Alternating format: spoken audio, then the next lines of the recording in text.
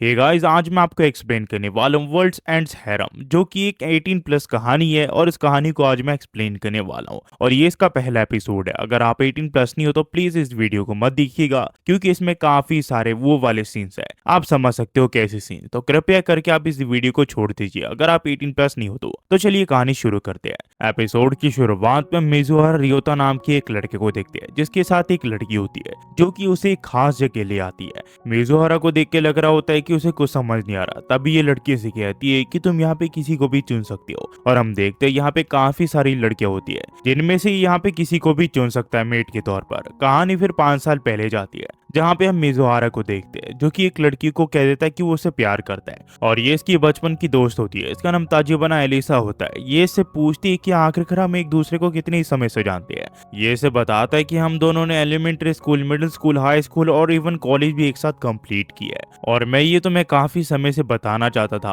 पर ये आखिरी साल है, इसी वजह से मैं तुम्हें बताना चाहता हूँ, क्योंकि अगले साल मैं यहाँ पे नहीं हूँगा। ये इससे पूछती कि आखिरकार तुम्हें क्या हुआ। ये इसे बताता है कि दरअसल मुझे एक रेयर बीमारी है जिसका नाम कैलिकुलर सेल्यूलिटिस है, और इस बारे में मुझे कल ही पता चला है। उन लोगों ने मुझे कहा है कि मुझे तुरंत ही हॉस्पिटल में एडमिट हो जाना चाहिए। अब तक इस बीमारी का कोई इलाज नहीं है, पर 4 से 5 साल के बाद इस बीमारी का इलाज आ जाएगा। तो ये इसे पूछती तब तक तुम क्या करोगे। ये इसे कहता है कि तब तक मैं यहाँ पे क्रायोजेनिक स्लीप में रहूंगा, और इसी वजह से मैं तुम्हें जाने से पहले बताना चाहता था। तो ये इसे पूछती है तो फिर तुम मुझे यहाँ पे क्या कहना चाहती हो। ये इसे कहता है ये सब तुम्हारे ऊपर है, मैं तुम्हें यहाँ पे 5 साल इंतजार नहीं करवा सकता।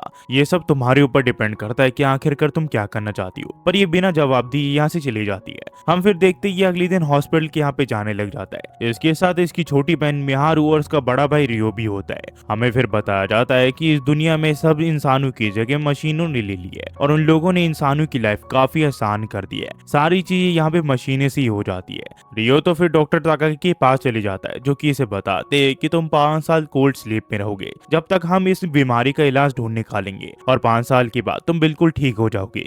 और कुछ समय के बाद रियो तो यहाँ पे क्रायोजेनिक स्लीप में जाने का समय आ जाता है, पर तभी यहाँ पे ताजिबाना आ जाती है। उसे एक नर्स रोक लेती है, पर रियो यहाँ पे उसे अंदर आने देता है। इसके बाद रियो तो यहाँ पे ताजिबाना से बात करता है। ताजिबाना इसे कहती है कि वो उसके लिए 5 साल रुकने के लिए तैयार है। तो वो इसे एक लॉकेट निकाल के देता है, और ये इसे कहता है कि इसे संभाल के रखना, जब मैं वापस उठ जाऊं तो तुम मुझे इसे वापस दे सकती हो। और इसके बाद इसे कोल्ड स्लीप में डालने का प्रोसेस अब शुरू हो जाता है, और उसकी धीरे धीरे आंखें बंद होने लग जाती है। ये यहाँ पे अरीसा का नाम लेता है, पर वो कुछ सुन नहीं पाती। कुछ समय के बाद इसकी आंखें खुलती है, और इसके सामने एक लड़की होती है जिसका नाम मीरा होता है। रियो तो उठ तो चुका होता है, पर वो सोच रहा होता है कि आखिरकार उसके फैमिली मेंबर कहाँ गए। वहीं पे ये सारी लड़कियां उसे ही देखे जा रही होती है, जिससे ये थोड़ा अनकंफर्टेबल हो जाता है। तभी वो लड़की मीरा इसे बताती ये 2045 है और आज इसका डॉक्टर चेकअप है। डॉक्टर जब इसे चेक कर रही होती तो बार बार उसे ही घूर रही होती है। इसके बाद ये इसे बताती है कि जब ये कोल्ड स्लीप में था इसकी बीमारी का क्योर निकल चुका है। ये फिर से यहाँ पे कहता है कि मैं डॉक्टर तकाकी का शुक्रिया करना चाहता हूँ, क्या वो यहाँ पे है क्या। पर वो लड़की इसे बताती है कि डॉक्टर तकाकी हमारे साथ नहीं है। तो इसे लगता है कि डॉक्टर तकाकी लगता है हॉस्पिटल छोड़ के चले गए, पर वो इसे बताती है ऐसा कुछ नहीं है। इसे फिर यहाँ पे कुछ समझ नहीं आता। उतने में यहाँ पे मीरा आ जाती है, जो कि इसे कहती है कि मिजुहारा सामा, मैं आपको सब कुछ एक्सप्लेन करूंगी, मेरे साथ आइए। ये फिर गाड़ी में कहीं जाने लग जाते हैं, पर मिजुहारा की दोनों सारी लड़कियां बैठी हुई होती है। मीरा फिर उसे बताती कि वो उसकी यहाँ पे डेडिकेटेड अटेंडेंट है, और उसकी कोई भी जरूरत है वो उसे पूरा कर सकती है। आज से उसकी सारी चीजें वही हैंडल करेगी। तभी ये से पूछता है कि तुम मुझे एक्सप्लेन करने वाली थी कि जब मैं स्लीप में था तो यहाँ पे क्या क्या हुआ। ये से बताती कि आज से करीब 4 साल पहले एम के नाम का वायरस इस दुनिया में फैलने लगा। तो रियो तो इससे पूछता है कि इसका क्योर तब तक निकल गया होगा ना। ये से बताती है कि सारे एडवांस एआई और जितने भी लोग हैं वो इस प्रॉब्लम पे काम कर रहे हैं, पर इसका क्योर अब तक नहीं निकला है। इस वजह से इस दुनिया को काफी सारी चीजों से गुजरना पड़ा है, और इसी वजह से 4 साल के अंदर इस दुनिया की पॉपुलेशन आधी हो गई है। इसकी बात सुन के रियो तो कहता है कि तुम मेरे साथ मजाक करियो ना, ये इम्पॉसिबल है। पर ये से कहती कि नहीं। इसके बाद हम देखते हैं ये गाड़ी से निकल के बाहर भागने लग जाता है, और बाहर पहुंचने के बाद ये देखता है कि इसके चारों तरफ सिर्फ लड़कियां ही होती है, यहाँ पे एक भी आदमी नहीं होता। और ये देख के ये हैरान होता है और कहता है कि आखिरकार सारे आदमी कहाँ गए। मीरा इसे बताती है कि एम के वायरस, जो कि एक मेल किलर था जिसने इस दुनिया के सारे आदमियों को मार दिया, और इस दुनिया में सिर्फ अब औरतें ही बची है। इस दुनिया के 99.9% आदमी जो है वो अब मारे जा चुके हैं। ये से कहता है ये इम्पॉसिबल है, तो आखिरकार मैं जिंदा कैसी हूँ, आखिरकार मैं मरा क्यों नहीं। ये इसे बताती ये तुम्हारी कुछ बीमारी से रिलेटेड है, इसी वजह से तुम इस बीमारी से इम्यून हो और इस दुनिया में अब सिर्फ 5 ही आदमी बचे हैं और वही इस दुनिया की आखिरी होप है। तुम यहाँ पे MK वायरस से इम्यून हो तो तुम्हें यहाँ पे कुछ नहीं हो सकता। तुम पांचों इस दुनिया के मोस्ट वैल्यूएबल रिसोर्सेस हो इस दुनिया के, और इसी वजह से मैं चाहती हूँ कि इस दुनिया की लड़कियों के साथ तुम मेट करो और इस दुनिया की पॉपुलेशन बढ़ाओ। हमें फिर एक कहानी बताई जाती है कि जब 4 साल पहले MK वायरस जो है वो 3 महीने के अंदर पूरी दुनिया में फैल गया और आदमियों को उसने मार दिया। काफी सारे नेशन इसमें कोलैप्स कर गए और औरतों ने मिलकर यूनाइटेड वुमेन नाम की एक संस्था बनाई जिसमें ये डिसाइड किया जाना था कि जो 5 आदमी जिंदा है जो कि कोल्ड स्लीप में है उनका क्या किया जाए। और उसी के साथ सारे AI और इंसान यहाँ पे जुट गए यहाँ पे इस चीज की वैक्सीन ढूंढने के लिए। और फिर इन लोगों ने डिसाइड किया कि जितने भी आदमी कोल्ड स्लीप में हैं उन सबको ये लोग एक एक करके बाहर निकालेंगे क्योंकि वही ह्यूमैनिटी की आखिरी होप है। अगर वो लोग नहीं रहे तो ये दुनिया खत्म हो जाएगी। मीरा फिर से बताती कि यही सारी चीजें हुई जब तुम यहाँ पे कोल्ड स्लीप में थे। ये इसे कहता है कि ये साइंस फिक्शन मूवी जैसा है, मैं इस पे विश्वास नहीं कर सकता। मीरा इसे बताती कि ये सब सच है, तुम इसे विश्वास करो या ना करो, और प्लीज आज जो कुछ भी तुमने किया इसे दोबारा करने की कोशिश मत करना क्योंकि इससे तुम्हारी जान को खतरा हो सकता है और दुनिया में क्योस मच सकता है क्योंकि तुम लोगों के बारे में ज्यादा लोगों को नहीं पता इस दुनिया के बारे में। और जैसा कि तुम्हें पता है कि तुम MK वायरस से इम्यून हो, अब तुम्हारा ध्यान सिर्फ बच्चे बनाने में होना चाहिए। पर ये से बताता है कि तुम मेरे साथ मजाक करियो ना, मुझे ये सब पसंद नहीं है, प्लीज मेरे साथ मजाक करना बंद करो। मीरा इसे कहती है कि आखिरकार मुझे तुम्हारे साथ मजाक करके क्या ही मिलेगा। ये इसे कहता है कि तुम यहाँ पे आर्टिफिशियल एनिमेशन का यूज कर सकती हो। ये इसे कहती है कि हमने उसका यूज करके देख लिया, फीमेल चाइल्ड तो ठीक होती है पर जो मेल चाइल्ड होता है वो तुरंत ही यहाँ पे मारा जाता है। हमने यहाँ पे आदमियों के स्पर्म को भी लेके ट्राई कर दिया पर वो सभी के सभी अनसक्सेसफुल रहे, हम इसमें कुछ नहीं कर सकते। पर एक औरत ने जब नंबर 1 के साथ गुफा और सांप का गेम खेला तो वो पेड़ से हो गई। अब उसी के ऊपर दुनिया डिपेंड करती है कि आखिरकार हमें क्या मिलने वाला है। रियो तो फिर से कहता है कि मैं अभी अभी सो के उठा हूँ, आखिरकार तुम कैसे सो सकती हो कि मैं इन सब चीजों के ऊपर विश्वास करूंगा। ये इसे कहता है कि चलो घर चलते हैं, पर मीरा से कहती कि नहीं तुम घर नहीं जा सकते।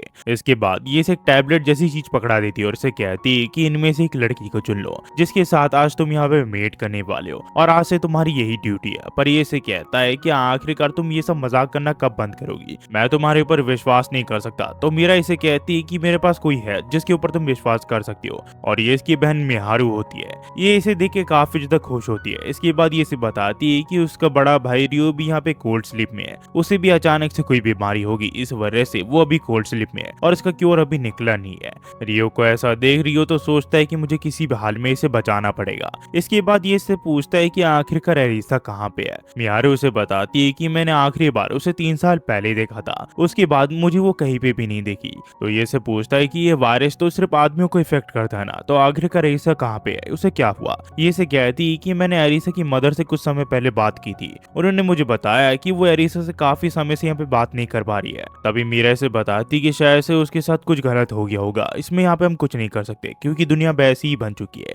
यो तो फिर यहाँ पे एरिसा को कॉल करने की कोशिश करता है और सोचता है कि वो जवाब देगी, पर वो कॉल नहीं उठाती है। हम फिर देखते हैं मीरा कुछ देर के बाद UW वुमेन से बात करती है जो कि इसे बताते हैं कि तुमने सब कुछ बेकार दिया है, पर ये इसे बताती है कि वो अभी अभी उठा है, उसे यहाँ पे थोड़ा आराम करने दो। पर वो इसे बताते हैं कि तुम्हें याद रहना चाहिए कि आखिरकार तुम्हारा क्या काम है। सीन फिर यो तक यहाँ पे जाता है जो कि सोच रहा होता है कि आखिरकार सब लोग कहाँ चले गए, सब कुछ यहाँ पे खत्म हो चुका है, आखिरकार ये पॉसिबल कैसे है, मैं इसके ऊपर विश्वास नहीं कर सकता। तभी यहाँ पे मीरा आ जाती है जिसे देख के हैरान हो जाता है। मीरा फिर यहाँ पे अपने कपड़े उतार देती है और उसे कहती है कि चलो मैं तुम्हें यहाँ पे अच्छा फील करवाती हूँ। ये फिर यहाँ पे इसे किस कर लेती है जो देखे रियो तो यहाँ पे अपने आप पे कंट्रोल करने की कोशिश करता है। वो इसे कहता है कि नहीं मैं ये सब नहीं कर सकता, अभी काफी सारे लोग सोए हुए हैं और काफी सारे लोग मर चुके हैं, मैं उनको यहाँ पे छोड़ के अकेले एंजॉय नहीं कर सकता। इसकी बात सुन के मीरा यहाँ से चले जाती है बिना कुछ कहे हुए। मीरा फिर यहाँ पे गेट के बाहर खड़ी हो जाती है, पर तभी यहाँ पे लड़की आ जाती है जिसका नाम इजुरुकी नेनको होता है और ये नंबर 1 के अटेंडेंट है। ये इसे कहती कि क्या हुआ, क्या वो तुम्हारे साथ कुछ करना नहीं चाहता क्या, अगर तुम्हें बुरा ना लगे तो मेरा जो आदमी है वो तुम्हारे साथ काफी कुछ कर सकता है, तुम्हें वो पेट से भी कर सकता है, ये तुम्हारे ऊपर है। ये इसे कहती है कि वो यहाँ पे रियो तो अटेंडेंट है और उसे उसकी एडवाइस की कोई जरूरत नहीं है। ये से कहती है ये तुम्हारे ऊपर है, ये तुम्हारी चॉइस है, इसमें मैं कुछ नहीं कह सकती। ये फिर यहाँ से चली जाती है। वह रियो तो सोच रहा होता है कि आखिरकार ये सब मेरे साथ ही क्यों होना था, आखिरकार ये सब चल क्या रहा है। तभी इसे याद आता है इसने जो लोकेट यहाँ पे एरिसा को दिया था उसमें एक ट्रैकर है जो कि यहाँ पे इसके भाई ने लगाया था। इसके बाद जब ये इसे ट्रैक करता है तो इसे उसकी लोकेशन के बारे में थोड़ा अंदाजा हो जाता है। फिर हम देखते हैं मीरा इसे अगले दिन एक जगह ले आती है और ये वही जगह होती है जहाँ पे सभी लड़कियां इसका इंतजार कर रही होती है और ये इनमें से किसी एक लड़की को इसके लिए चुनने के लिए कहती है। ये कितनी भी लड़कियों को यहाँ पे चुन सकता है। ये इसे कहती है कि इस दुनिया में सिर्फ 5 लड़के हैं और 5 बिलियन लड़कियां, और इनमें से अगर तुम्हें कोई पसंद नहीं आया तो हम और भी लड़कियों को लेके आ सकते हैं। पर ये इसे कहता है कि मैं अभी ये सब नहीं कर सकता। तो मीरा इसे कहती है तो तुम मुझे मना कर रहे हो क्या मेट करने से। ये इसे कहता है क्या तुमने मुझे घोड़ा समझ रखा है कि मैं हमेशा यही चीज करते रहूंगा। ये इसे कहती है कि मैं समझ सकती हूँ कि आखिरकार आप कैसा फील कर रहे हो, पर तुम्हारे सेठ की इस दुनिया में काफी ज्यादा कीमत है। तुम्हें यहाँ पे अपनी सीट को किसी औरत को देना ही पड़ेगा। ये दुनिया धीरे धीरे खत्म होती जा रही है और अगर हमने जल्दी कुछ नहीं किया तो ये दुनिया तबाह हो जाएगी। पर इनमें से कोई भी औरत अगर तुम्हारे बच्चे की मां बनती है तो दुनिया का तकदीर बदल सकता है, और अगर वो यहाँ पे एम के वायरस को सर्वाइव कर जाता है तो वो तो और भी अच्छा है। और ऐसा भी हो सकता है कि कुछ लोग जो यहाँ पे कोल्ड स्लीप में है वो कोई 1 साल के अंदर मारे जा सकते हैं। ये इसे कहता है कि 1 साल, ये इसे कहती है कि हाँ वो 1 साल के अंदर मारे जा सकते हैं, क्योंकि जो कोल्ड स्लीप है वो यहाँ पे जो डिजीज है उसका प्रोग्रेशन स्लो कर देता है, पर उसे हम ज्यादा देर तक रोक नहीं सकते। तो हमें यहाँ पे कुछ करना पड़ेगा जिससे ह्यूमैनिटी सेव हो जाए, वरना दुनिया तबाह हो जाएगी। ये इसे कहता है कि मुझे सिर्फ 2 महीने दो, नहीं 1 महीना। एक लड़की है जिसे मैं पसंद करता हूँ, मुझे नहीं पता भी वो कहाँ पे है, मैं उसे ढूंढना चाहता हूँ। अगर मुझे अपना बच्चा करना है तो मैं उसी के साथ अपना पहला बच्चा करना चाहता हूँ। इसकी ये बात सुन के ये से कहती कि ठीक है मैं तुम्हें 1 महीने देती हूँ, पर हाँ मेरी एक कंडीशन है।